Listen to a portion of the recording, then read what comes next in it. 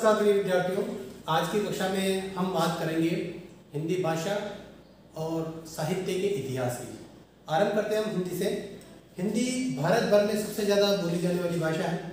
इसे संविधान में राजभाषा का दर्जा दिया गया है, किंतु हम भावना के चलते हुए हम इसे राष्ट्रभाषा भी देते हैं और भारत में एक बड़े वर्ग के हिंदी बोले जाने का राष्ट्रभाषा कहना इसे ठीक भी होगा। तो आज हम बात करते हैं कि आज आप और हम जिस भाषा में बात कर रहे हैं वो वस्तुतः हिंदी है। परिनिष्ठित हिंदी कही जा सकती है उसे, साहित्यिक हिंदी कही जा सकती है उसे। लेकिन आज जो हम हिंदी बोल रहे हैं, क्या इस हिंदी का स्वरूप आरंभ से ऐसा ही था? किस ढंग से ये हिंदी अपने अस्तित्व में आई है? किस ढंग से इसका स्वरूप बदलता बदला हिंदी है? एक बड़े अनुमान के तौर पे हम कह देते हैं कि हिंदी की जो जननी है वो संस्कृत है। लेकिन क्या अगर हिंदी की जननी संस्कृत है तो क्या जननी की सीधी पुत्री हिंदी है? तो किस ढंग से हिंदी बनती है, किस ढंग से भारत में बोली जाने वाली भाषाओं में हिंदी का महत्व है, आज की हम इस कक्षा में देखेंगे। आज की कक्षा महत्वपूर्ण है बीए पार्ट प्रथम के लिए, बीए पार्ट फर्स्ट ईयर के लिए, और महत्वपूर्ण है एमए के लिए महत्वपूर्ण है, और सभी कक्षाओं के लिए जो भी हिंदी पढ़ते हैं उनके लिए महत्वपूर्ण है। ये प्रतियोगी परीक्षाओं के लिए भी काफ़ी महत्वपूर्ण सिद्ध होगी। तो मेरा अनुरोध यही है कि आप इस पूरे वीडियो से जुड़े रहें। काफ़ी तथ्यात्मक रूप से हम इसको देखेंगे। सामान्य रूप से हम तकनीक का प्रयोग केवल अपने मनोरंजन के लिए करते हैं, लेकिन आपको मैं जानकारी देना चाहूँगा कि अगर हम तकनीक का उपयोग ज्ञान वृद्धि के लिए करते हैं तो सबसे ज़्यादा लाभप्रद हो सकता है। तो यहाँ पर हमने कुछ तकनीक का प्रयोग किया है, साथ में हमने प्रयोग किया है इंटरनेट में काफ़ी सामग्री उपलब्ध है आज हिंदी साहित्य में, हिंदी भाषा में, तो हमने उसका भी कुछ उपयोग किया है, तो हम यहाँ पर आपसे देख सकेंगे। तो आइए आरंभ करते हैं हम। हिंदी भाषा का विकास। हिंदी भाषा का विकास सबसे पहले, जैसे कि हमने पिछली कक्षा में चर्चा की थी, भाषा किसे कहते हैं।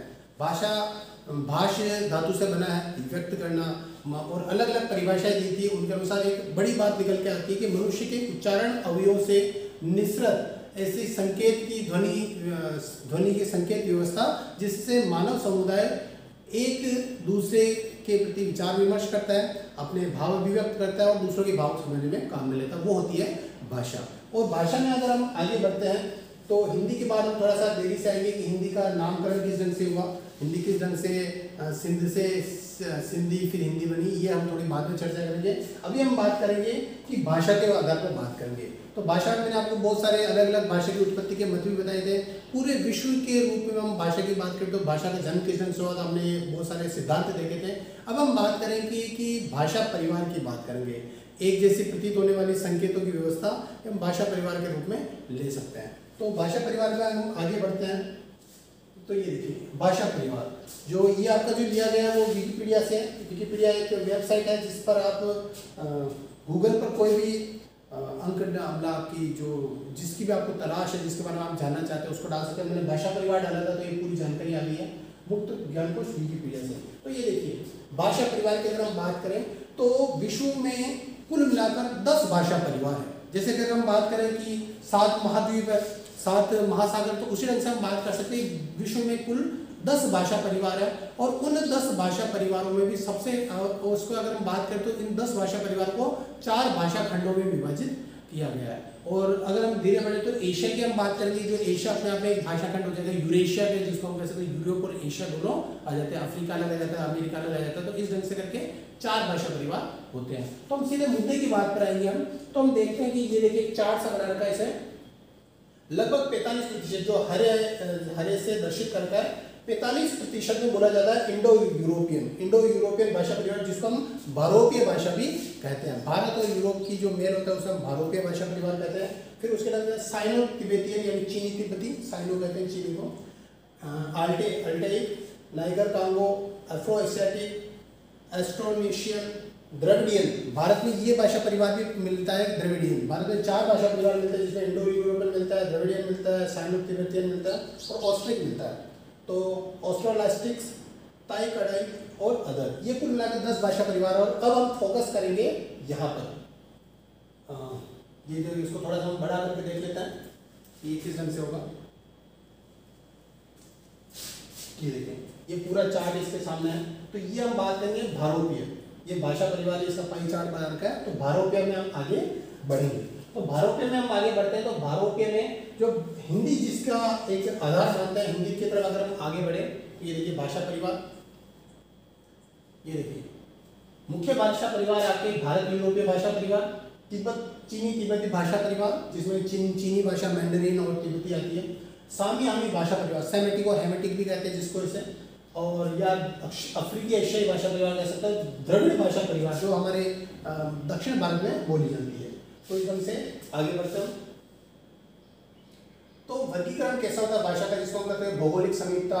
जैसे भारोपीय परिवार में ये जितने भी भारत के साथ यूरोप जुड़ता है तो यूरोप के साथ में लेते हुए हम इसको ले सकते हैं भौगोलिक समीपता वाली बात रहती है। शब्दानुरूपता, एक जैसे शब्द मिलते हैं जिसमें जैसे एक शतम और कैंटुम की बात करते हैं 100 के अंक के आधार पर। तो कई भाषाओं में जैसे हिंदी में 100 बोला जाता है, उसमें सेंट बोला जाता है, शतम बोला जाता है, सेंटुम बोला जाता है। तो एक ही शब्द को अलग अलग भाषाओं में एक जैसा उच्चारण किया जाता है, तो उसके आधार पर जो साम्यता होती है तो यहाँ पर ये बात निकल कर आती है। ध्वनि साम्य, व्याकरणगत समानता, कई में एकदम व्याकरण समानता भी होती है, और वर्गीकरण की प्रक्रिया, इस ढंग से ये पूरा विश्व का लक्षण, ये सारे भाषा परिवार यहाँ में हमें देखने को मिलते हैं। और भारत यूरोपीय भाषा परिवार, ये देखिए इसमें थोड़ा सा देखिए, भारत यूरोपीय भाषा परिवार में यह भाषाओं का सबसे बड़ा परिवार और महत्वपूर्ण भी है, क्योंकि आप बात करें तो यूरोप की प्रमुख भाषा कौन सी, अंग्रेजी भाषा, भारत की कौन सी है, हिंदी भाषा।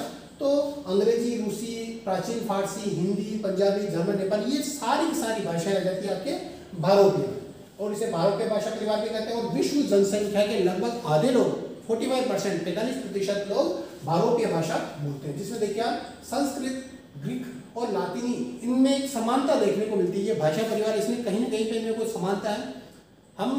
अगर हम ज़्यादा से ज़्यादा देखें तो हम सभ्यता का हम क्या करते हैं कि 2000 या 3000 ईस्वी पूर्व तक देख लें, 5000 सालों तक हमें इतिहास थोड़ा बहुत हल्का फुल्का जानकारी है।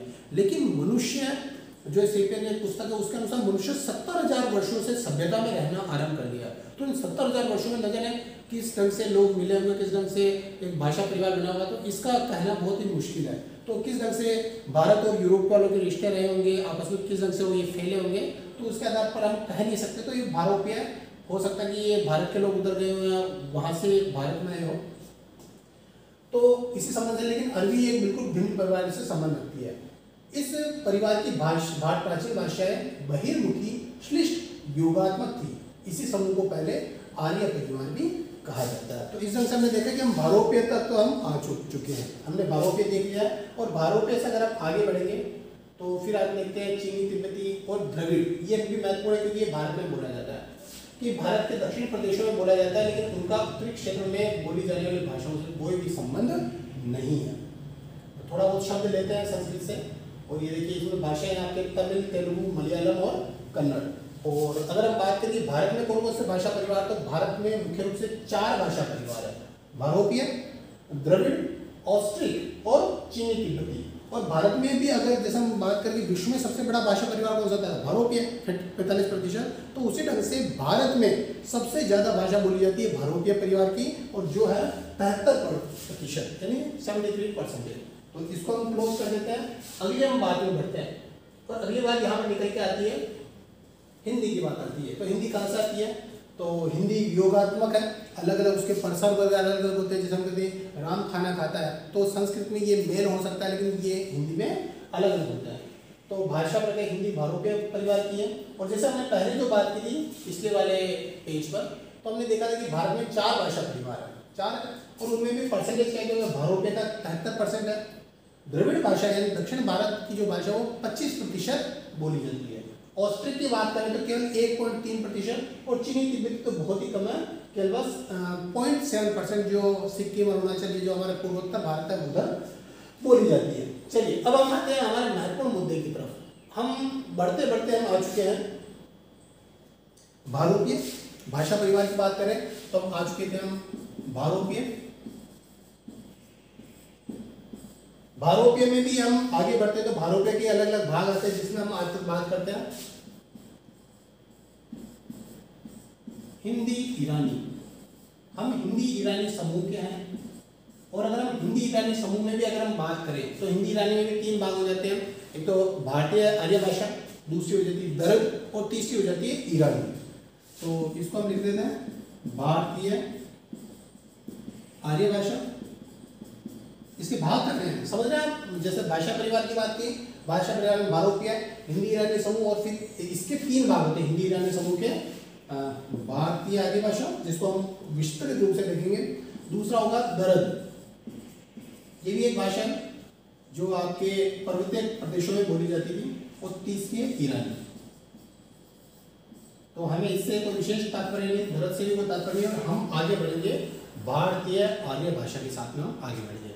तो भारतीय आर्य भाषा ये क्या है और किस ढंग से इसका बढ़ाव होता है, किस ढंग से बढ़ती बढ़ती हमारी हिंदी तक आती है, वो यहाँ पर हमें जानकारी मिलेगी। चलिए आगे बढ़ते हम, इसको हम समाप्त कर देते हैं। ये चलिए, तकनीक का यही फायदा है, तो उम्मीद है कि आप तकनीक से अच्छा लाभ उठा पाएंगे।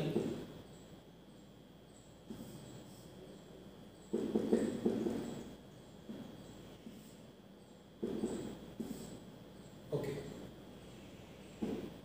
चलिए अब हमने प्रवेश कर लिया है भारतीय आर्य भाषा।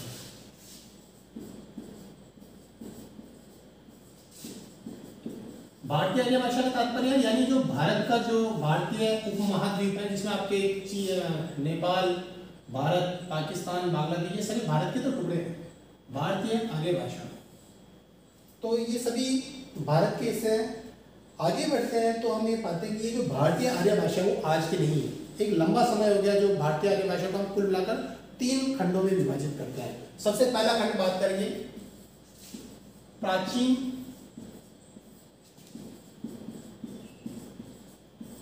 भारतीय, या फिर हम सीधे बात करें हम तो प्राचीन आर्य भाषा काल। प्राचीन आर्य भाषा यानी जब से जो आरंभ हुआ था शुरुआत में, भारत के जो हिस्से होते हैं, जो सबसे पहले आरंभ होता है वो होता है प्राचीन आर्य भाषा काल में। हम देखते हैं तो इसकी जो समय अवधि है वो रहेगी